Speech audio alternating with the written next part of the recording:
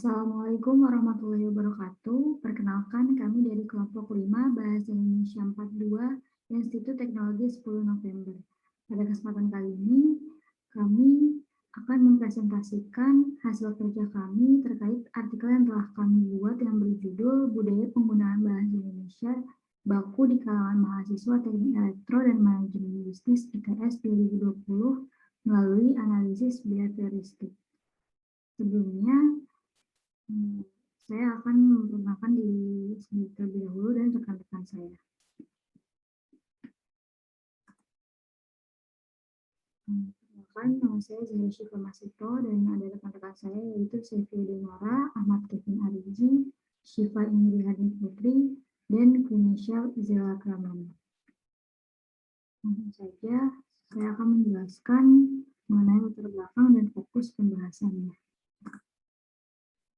Jadi latar belakang kami mengangkat judul ini karena penggunaan bahasa baku yang masih terbatas pada lingkungan tertentu.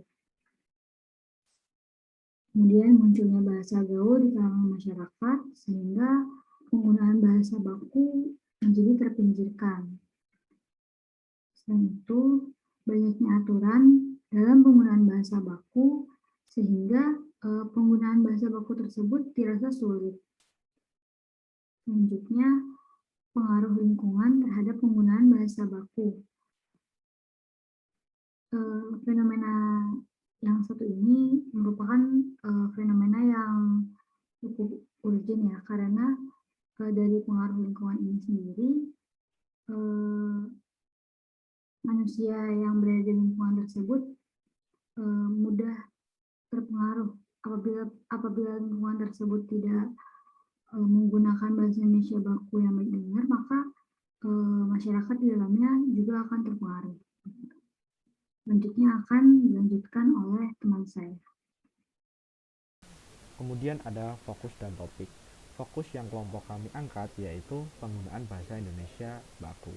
Kemudian lokusnya yaitu mahasiswa Institut Teknologi 10 November jurusan Teknik Elektro dan Manajemen Bisnis Institut Teknologi 10 November angkatan tahun 2020.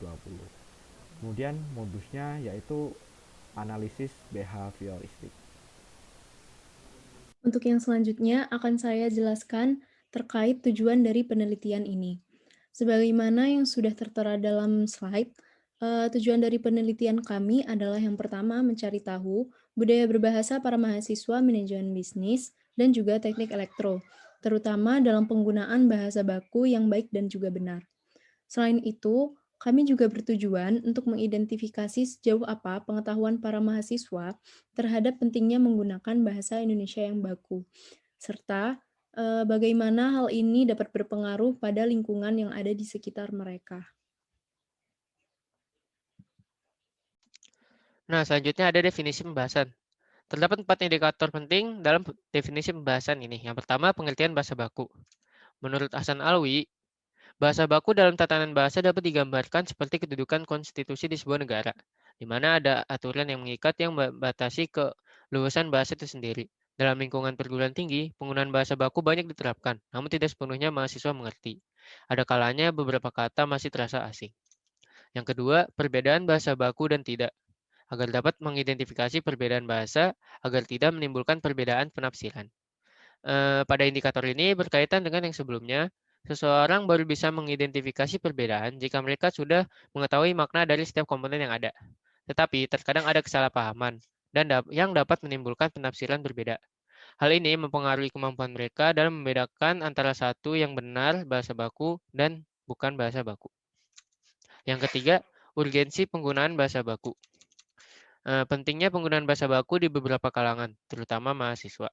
Sebagaimana yang sudah dijelaskan, bahwa mahasiswa sudah terbiasa dengan jurnal-jurnal ilmiah yang disusun menggunakan tata bahasa baku, sehingga tingkat kegunaannya sangat penting. Intensitas penggunaan bahasa baku ini dinilai sangat penting, terutama bagi kalangan mahasiswa. Namun, bukan berarti mereka menggunakannya setiap saat. Ada waktu-waktu tertentu yang disesuaikan untuk menerapkannya, seperti saat berbicara kepada ibu bapak dosen, mengerjakan laporan atau makalah, atau saat sedang menghadiri forum dan presentasi.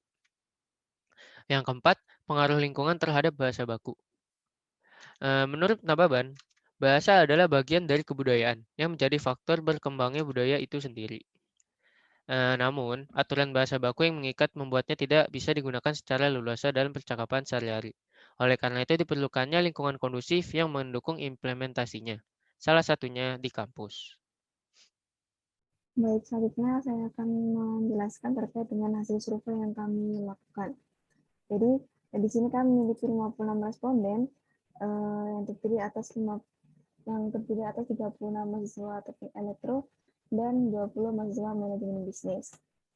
Nah, dari data tersebut kami mencoba untuk merangkumnya dalam diagram agar lebih mudah untuk menganalisis. Nah, kami memiliki pertanyaan dengan 4 indikator penilaian. Dan setiap indikator ini, setiap angka ini memiliki arti sendiri-sendiri yang memudahkan kami untuk menganalisis hasil survei ini. Nah, yang pertama adalah memahami arti bahasa baku. Nah, di sini responden paling banyak memilih angka 3.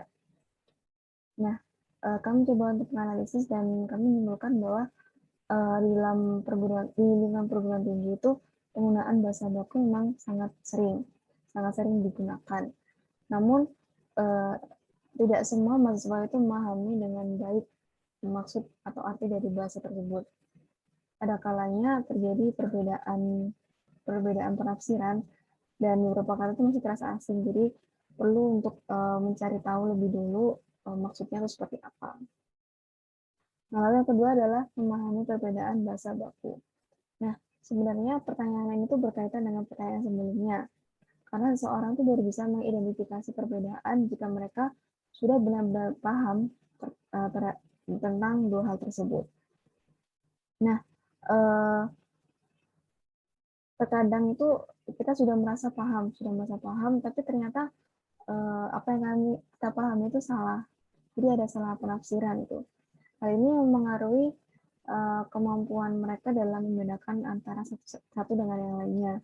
Nah, oleh sebab itu, pada indikator ini, sisi jumlah responden itu yang memilih angka 3 dan angka 4 sangat tipis.